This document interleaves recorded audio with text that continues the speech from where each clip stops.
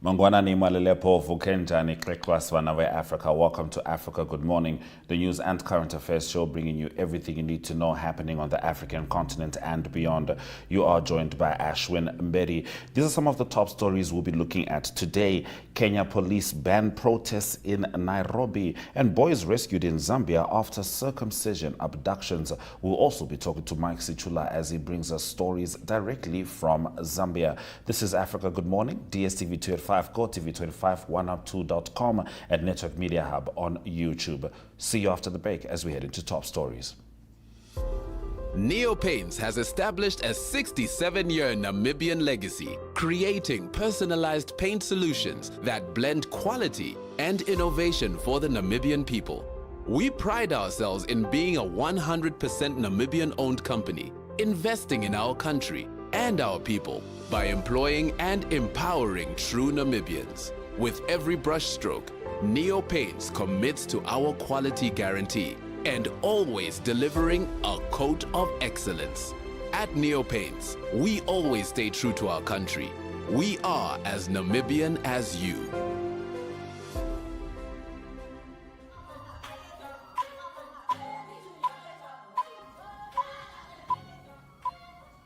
Getting into our top stories, police in Kenya yesterday banned protests in the capital that would, indefinitely citing a lack of leadership that would ensure peaceful protests. The ban was announced hours before a planned protest later Thursday in which demonstrators were expected to march to the president's office calling for his resignation over poor governance. Acting Police Inspector General Douglas Kanja in a statement said the lack of leadership had made it difficult to enforce safety protocols. Recent protests have left businesses counting losses after the lootings and burnings. Protesters were yet to be spotted Thursday, but major roads leading to the president's office remained barricaded by the police. Kenya has seen a month of protests that started with calls for legislators to vote against a controversial finance bill that was proposing higher taxes amidst a cost of living crisis and a ballooning public debt. Now, 48 boys in Zambia have been rescued from a male circumcision camp after desperate complaints by some parents that their children had been abducted. One of the boys was on HIV medication and had not taken his antiretroviral drugs in 2 weeks, officials confirmed to the BBC. Now, secretive traditional rite of passage ceremonies see boys aged between 10 and 17 spending up to 6 months in seclusion in the bush. The authorities said the site on the outskirts of Livingstone town near a national wildlife park had been set up without permission, alleging the children were caged in unsanitary and dangerous conditions. 3 of the rescued boys were briefly admitted to hospital, some for treatment from the complications after undergoing circumcision, typically done using razor blades. Now, the Namibian government has refused a request to extend the visa for a Ugandan king who has been getting medical treatment in the country since April. King Mutebi II of the Buganda has been receiving treatment for an undisclosed condition. The center where he has been staying requested his visa extension earlier this month, but in response, the International Relations Ministry said Namibian immigration law provided for a maximum stay of only 90 days in a year for foreign citizens. This comes weeks after authorities reportedly expressed displeasure over protests by Ugandan activists at Namibian diplomatic missions. Having checked the records, I wish to inform you that the request for an extension is declined, the state broadcaster NBC quoted a ministry official as saying. Now, Ukraine and Russia have exchanged 95 prisoners each, officials in both countries said on Wednesday, as part of a deal which was brokered by the United Arab Emirates. The prison swap was the 54th since February 2022 and came 3 weeks after the last exchange. The exchange was mediated by the UAE for the 6th time this year. Ukrainian President Volodymyr Zelensky confirmed the Gulf states' involvement, writing on Telegram that 95 members of its defense forces had been liberated from Russian captivity. The Russian Defense Ministry expressed its gratitude to the UAE for its mediation efforts. Now, U.S. President Joe Biden faces new questions over his candidacy in the November election, with his campaign events currently on pause due to a COVID-19 infection.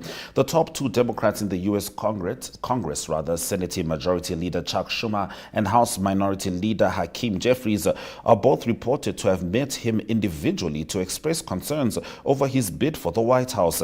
Nancy Pelosi, the former House Speaker, has also privately told him that he cannot beat Donald Trump in November's election, according to CNN. Now, Biden's re-election attempt was already being buffeted by growing dissent among top Democrats after his disastrous debate performance against Donald Trump last month. Announcing his COVID infection on Wednesday, Biden's press secretary said the 81-year-old was facing mild symptoms. Stay with Africa Good Morning as we get the news directly from Zambia, talking to Mike Sichula shortly. Welcome to Namibia, where adventure meets tranquility.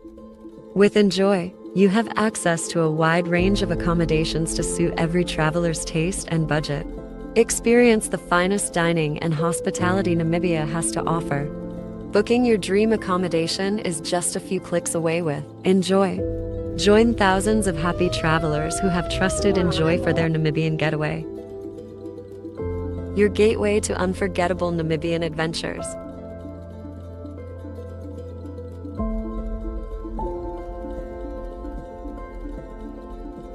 Visit us today at enjoy.my.na.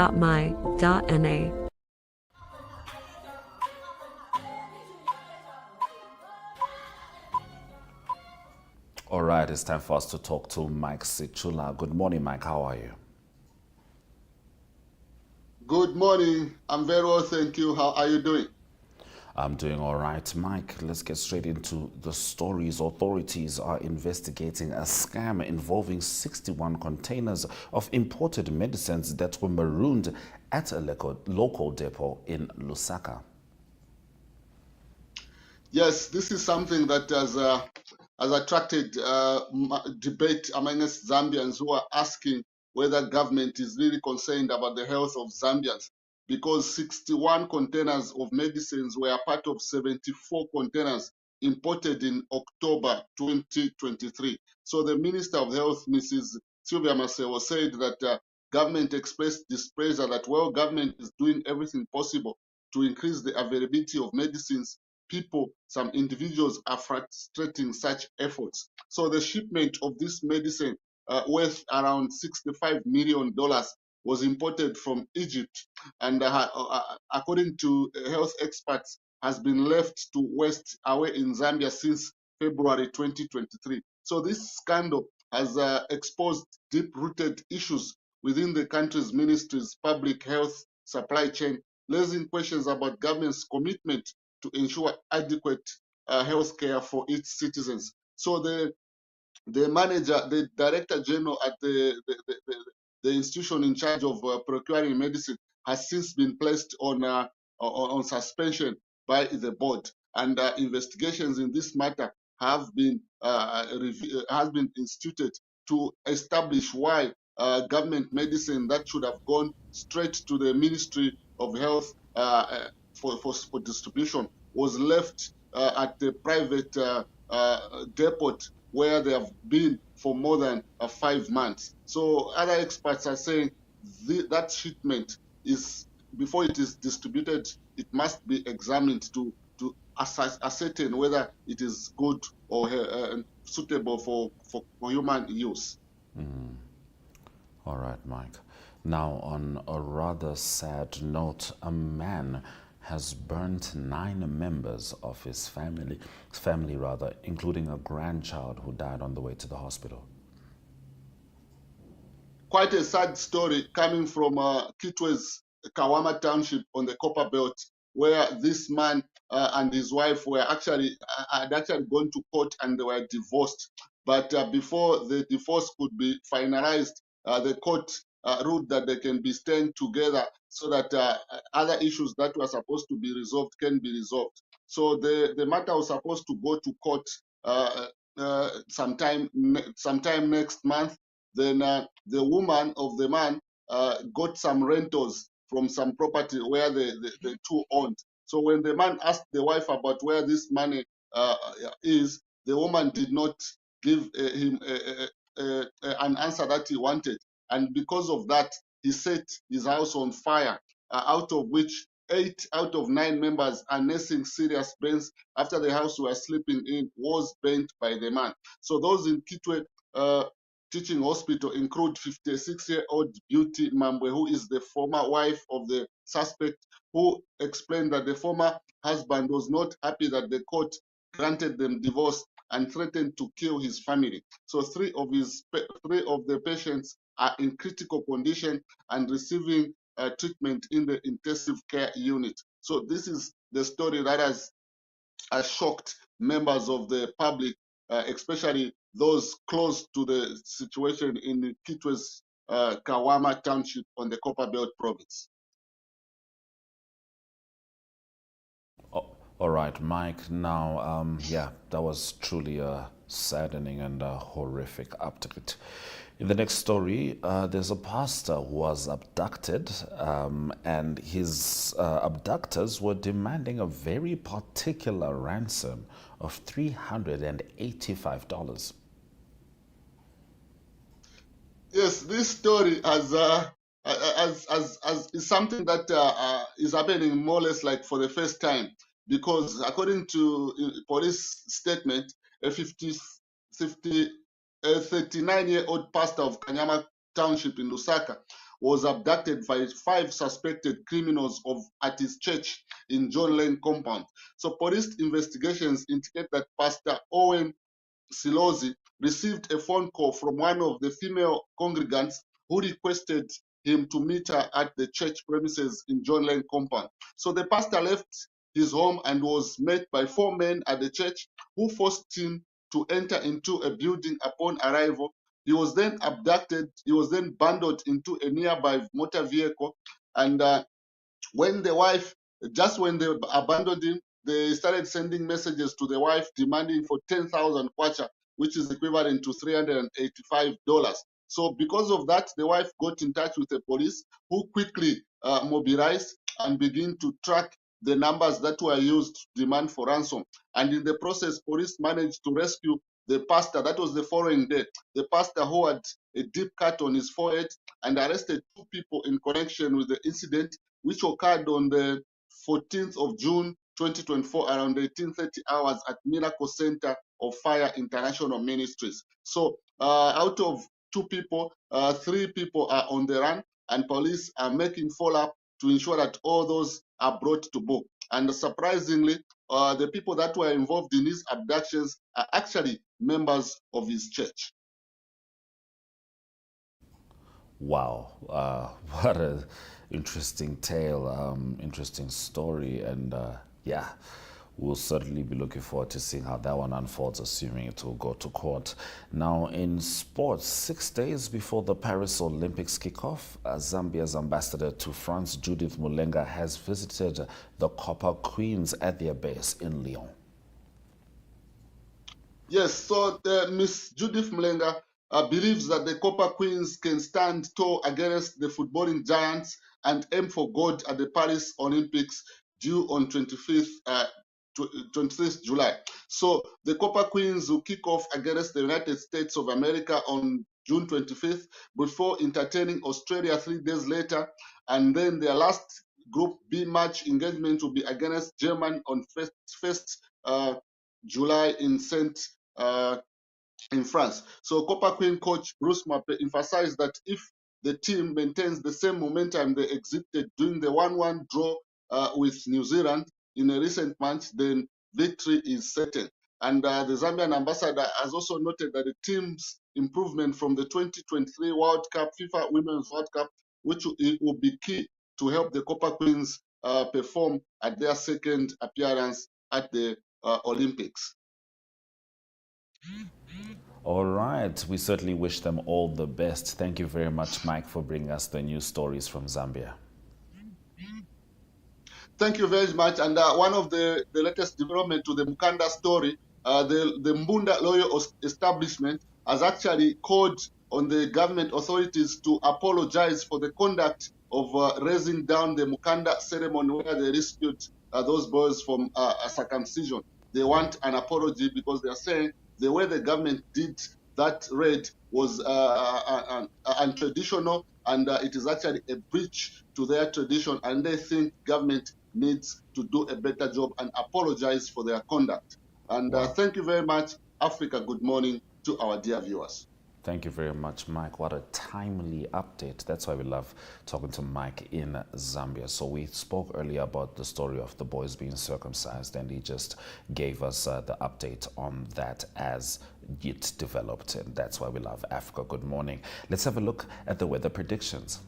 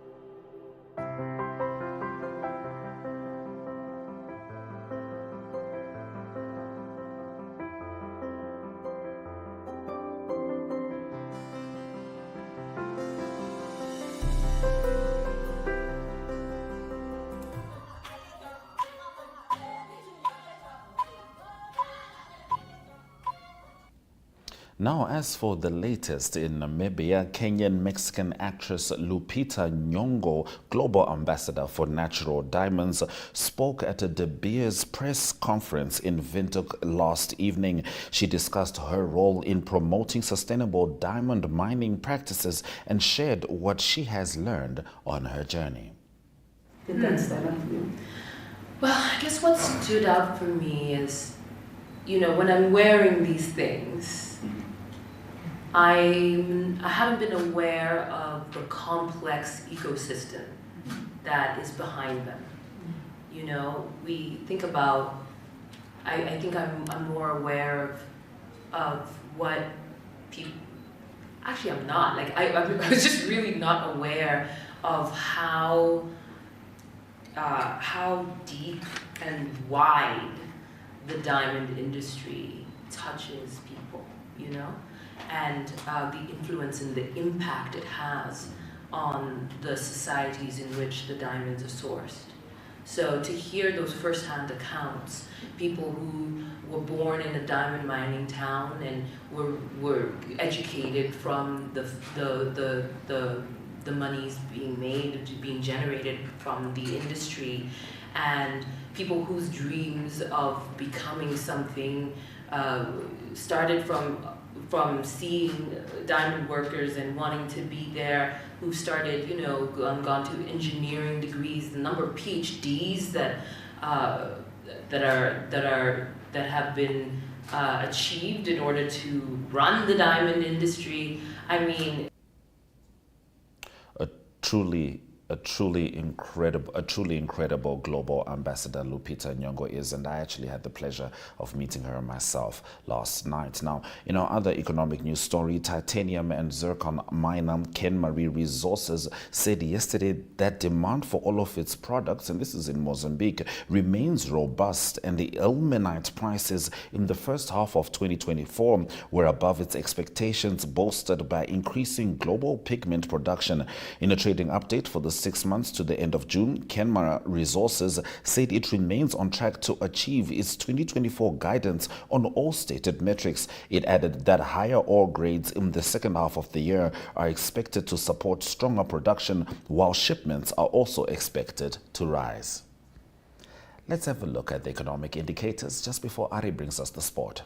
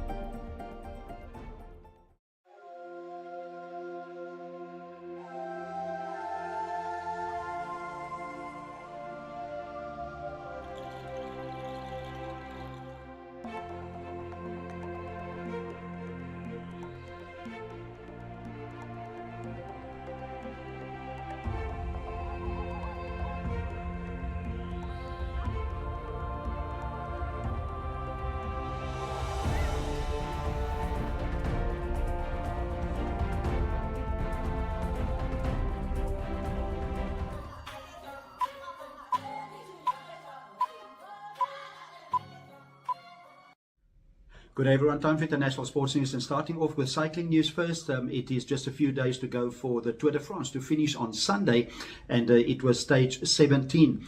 Great result for Richard Carapaz. He's from Ecuador, so it's a first ever stage win for him on the Tour de France, and also the first ever stage win for anybody from Ecuador.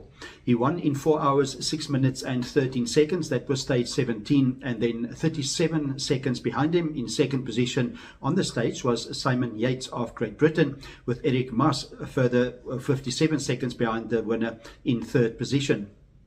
General classifications, it's still the same. It is still Tadej Pogačar of Slovenia that's leading quite comfortably. He's leading by 3 minutes and 11 seconds over Jonas Vingegaard, and then it's Remco Evenepoel. He's 5 minutes and 9 seconds behind him in third position. That is behind the leader Tadej Pogačar. Stage 18 is described as hilly, so it's not in the mountains, and the two important stages will be Friday and Saturday. That will in the big way determine the outcome of the Tour de France, and it finishes on Sunday in Monaco. Continuing international sports news with golf news, it is the British Open that starts on Thursday. That's on the men's calendar, one of the 4 majors of the year, and it is the tee times that has been confirmed. The tournament will finish on Sunday.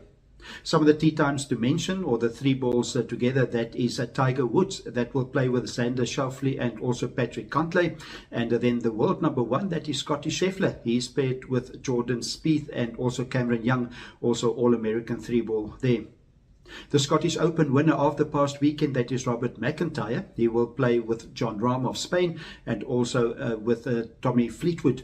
And there's 8 South Africans playing in the tournament. In the British Open, it is Christian Besaidnout, the highest ranked player on the world rankings, then also Tristan Lawrence.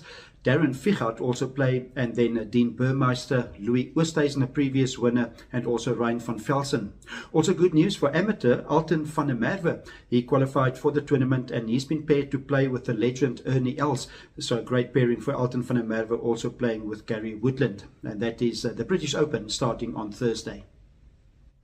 And to close off today's international sports news, it is motor racing news. It is Formula 1 that continue this coming weekend. It's the Hungarian Grand Prix, and there's some team news coming in from Ferrari that is to do with the technical side of Ferrari. It is Enrico Cardilli. He's been with Ferrari for many years. He will leave the team at the end of the year. So it's been announced that Cardilli will join Aston Martin as from 2025. Cardilli was the technical director for Ferrari, and he will now be the chief technical officer for Aston Martin as from 2025. So this weekend's Hungarian Grand Prix will be on Sunday. That's international sports news for today. Hope you have a great sport day, and we talk international sport again tomorrow. Goodbye.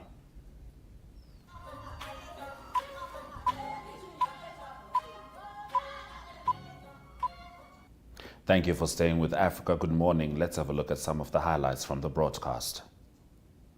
Kenya police ban protests in Nairobi. Boys rescued in Zambia after circumcision abductions. Mozambique, Kenmare Resources says demand for its products robust. DSTV 2 at 5, Go TV 25, oneup2.com, and Network Media Hub on YouTube are precisely where you can find us. From me, Ashwin Berry, and the Africa Good Morning crew, have a lovely weekend. Suraj Kanaka.